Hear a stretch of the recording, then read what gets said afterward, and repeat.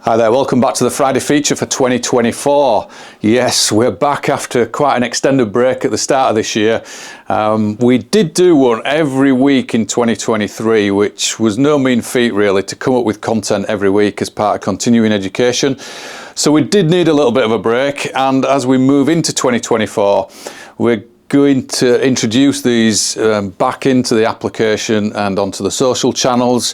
However, they may not be every week, but what we would hope to do is give you relevant and decent content for the Friday features that we do, and hopefully you will find them of interest and assist you in your ongoing quest to recover data from vehicles and learn a little bit about the nuances of vehicle related investigations in the modern world.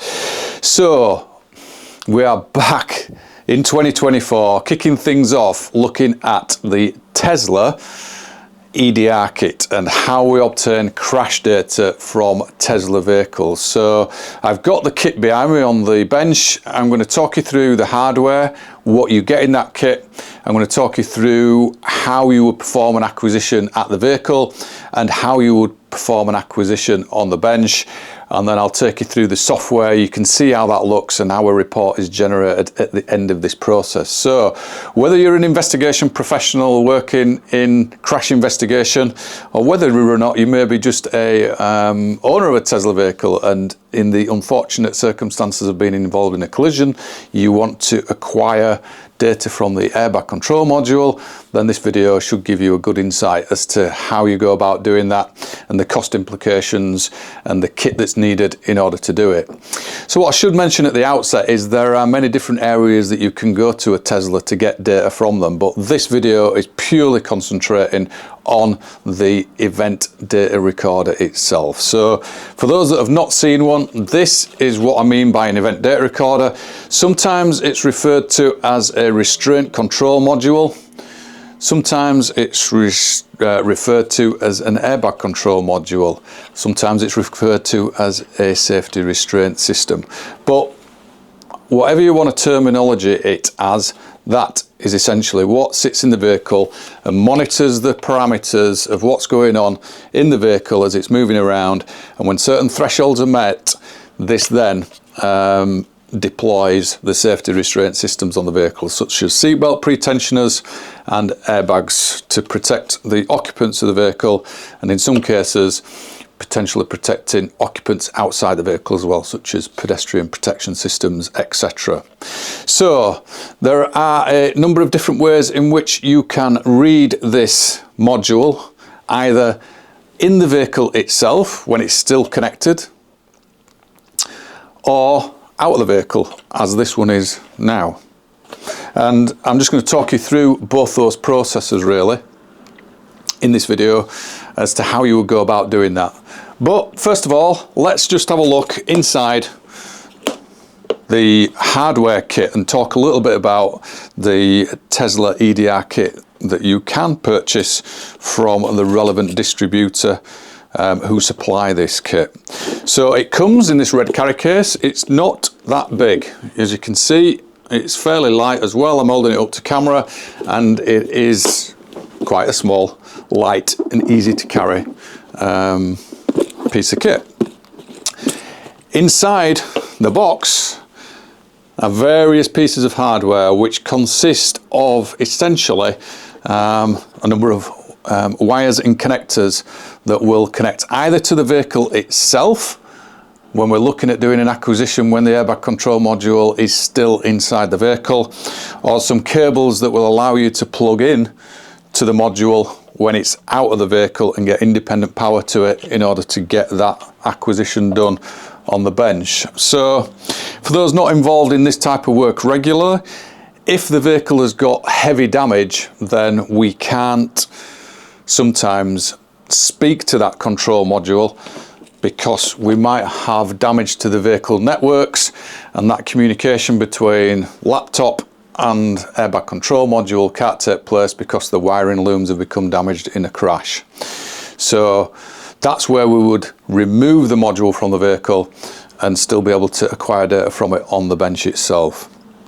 So in the box at the back are three different cables which are to be used in the event of going to the module if the vehicle is still intact. Now, what I should point out at this stage is if you are looking to acquire data from Tesla vehicles that have been involved in collisions, then you just need to be mindful that they are electric vehicles. If they have been involved in a serious collision and had impact damage, they can present a danger to you. So it's always good practice to make sure you've got somebody that's trained in electric vehicles to understand the extent of the damage so that you don't present a risk or injury to yourself if you're going to power that vehicle back on. Once you've performed those checks and you're happy to proceed to do an in-vehicle acquisition, maybe there's light damage or no damage, you want to check to see whether anything's recorded or not, then a brilliant resource is a website that has been set up by Tesla themselves. So if you head to I think it's edr.tesla.com, you will see all the instructions on how to use this kit on the particular model of Tesla that might be involved in your investigation. So they will give you a step-by-step guide that you can download in PDFs from that site on how you go about connecting this kit up, and I'm certainly not going to reproduce all that content in this video. But safe to say, if you go into the vehicle itself and acquiring the data whilst the airbag control module is still connected to the vehicle, as with most crash data recovery tools, we would normally go in via an onboard diagnostic port. Now, on most Tesla vehicles, it doesn't have the traditional OBD port. So you are located to a part of the vehicle whereby you can disconnect one of the wiring connectors in the main wiring harness of the vehicle itself, and then you can interface one of these leads that's in the kit into that area of the vehicle itself, so that this will essentially plug in to the vehicle network. At the other end of this cable is that serial connector that comes back to another piece of hardware, and this piece of hardware is used whether you're going in vehicle or whether you're going direct to module, and it is a Pecan USB adapter. So some people may be familiar with a company called Peak. We've just hold that up to camera, you should better see that. That's a Pecan to USB adapter. I'll just show you the other side of it. It's got the Crash Data Group's logo on there and contact details. This allows the computer essentially to speak on the CAN bus network itself when it makes its requests to get data off the kit. Sorry, off the event data recorder. And that other end of that just obviously goes back to the laptop. So you're going into the vehicle network itself by disconnecting one of the connection ports, interfacing the relevant cable, and then that's coming back through this conversion into the laptop itself, and then you're working with the software. All right. The Crash Data Group have helpfully put this document together, which is available for download on their website, and it tells you which cable is applicable if you are going in vehicle or if you're going direct to module. So it's really useful so that you know which cable you're going to be using depending on which make and model of Tesla that you've got in your investigation. So that is relatively straightforward. If you've done the in-vehicle connection like I've just described back to the laptop, then you're into the software. Now, the software is available again from that website, edr.tesla.com, and it's free. And that's relatively unheard of in the automotive industry, getting software for free. But Tesla at the moment, at the time of recording this video, make that software available for free download on that website to your laptop. The only cost that you've got is in respect to the hardware itself. Now, this kit is currently $1,400 US or 1,400 euros, so it depends where you are in the world as to how much that's going to set you back, but it's for all the cables and the Peak interface as well. Now, if you wanted to, you could buy those cables individually, depending on whether or not you wanted the full capability of being able to recover data from all Tesla vehicles. or if you just wanted to buy a cable specifically for a certain vehicle. If it was, say, a vehicle you owned and you were just interested in getting data from that, then the Crash Data Group do supply them individually. But obviously, if you were to buy them all individually, it would work out dearer than it would if you were to buy the kit itself. The Peak interface as well is also available from Peak's website, and that retails somewhere in the region, I think, of around €200. Don't quote me on it, just double check their website, but the Peak interface is available as an independent item as well. So you've got various different choices with regards to how you want to set your kit up. Like I said, you either want to get the whole kit, or you might just want those individual cables to do that. So if we're going direct to module, then the other cables that are in the kit are the direct to module cables. So this is one for a Tesla 3, which is the module I've got on the desk behind me. The other end of that is the serial connector that again goes to the Peak interface, and you've then the option to get 12 volts into this airbag control module in order to get power to it when you've got it on the bench. So for those people that have not done bench acquisitions before, it's always good practice to get this unit clamped down before you put power to it, because if you knock it whilst it's live, then of course if it thinks it's in a vehicle, it could start triggering new events. But you would then just connect these cables into the module itself, loop that clip over the top there, you can hear that click go into place. Same with the other side, push that on, over that goes, and that is your direct to module cable, which, like I said, goes back through the Peak interface, and then that goes out to your 12 volt power supply with a power pack that is supplied in the kit too, which I'll just show you how it comes, because depends where you are in the world, you may need an adapter for getting that into your power source, depending on the location of where you are in the world. And once you've got that connected and clamped down, again, we just speak to the software that we've been able to download, and it essentially does the acquisition whilst it's out of the vehicle. So this is straightforward kit to use if you are used to doing crash data recovery from airbag control modules, either in vehicle using the Bosch CDR or the Hyundai and Kia kit, or if those people have got the crash scan tool from Collision Sciences. It's not too dissimilar in respect of how it's used and how you get data from it. You are not going to struggle.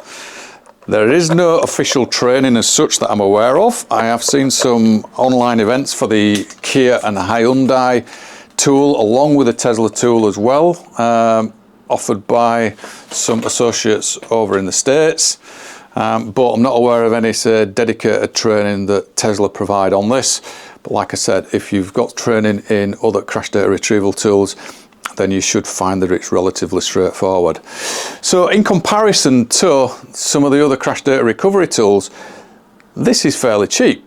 It's not cheap if you're an individual perhaps and looking to get your data from it, but it is cheap when we compare it to other crash data retrieval tools that we use in the world of recovering crash data. So the Bosch CDR, in comparison, you're probably at least half the cost in this kit than you have if you were to buy the hardware required and the leads required for having a complete Bosch CDR kit. On top of that, you've the software costs as well.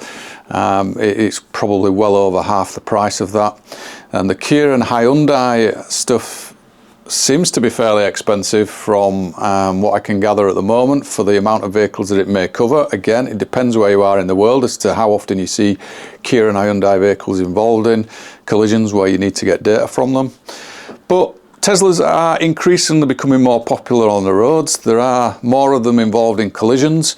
And if you're just after getting that 5 seconds worth of crash data as to what was going on before and you don't need to involve anybody else, then this kit will make you self-sufficient with the support of the edr.tesla.com website. So let me talk you through the software. It's straightforward to use. I've done some screen recordings whilst I've done a benchtop acquisition of that particular airbag control module that you've seen on the bench here, and it will give you a flavour of how to use the software and how straightforward it is. Okay, once the software is loaded up, you will see in the bottom left corner a green light that indicates we've got a good connection to the restraint control module. And then it's simply, you've only one button to press. It's a blue arrow on the right hand side in the corner, Run EDR Retrieval. And this will essentially get you up and running with it acquiring the data from the event data recorder, or whatever you want to call it.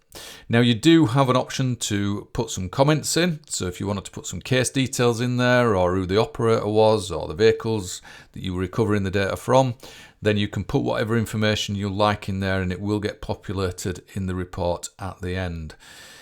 Now I have cut this screen recording down just because it just takes a while for it to run through the actual collection process. But I guess in total it would be no more than 3 minutes for an acquisition to take place. Once it does, then it will save a file to a default location on the computer, and that can be accessed immediately by clicking on the link that is highlighted at the bottom. It tells you where it's saved. Now I'm not sure if you can change that location or not, but it is kind of buried in the program files, but not impossible to find. And you can't really press many more buttons really. If you just press finish, it brings you back to the main screen. If you press previous results, it gives you the option to locate that file again from the recent acquisition that you've done. And then once we locate this file, it is a EDR file and it is full of the raw data, so it's not really in a human readable format. So we have to head back to the edr.tesla.com website, and from here we scroll down to step 3 where we generate a report. So select file, we go and find the file wherever we've saved it on the computer. If it is buried in the program files, then you need to go find it.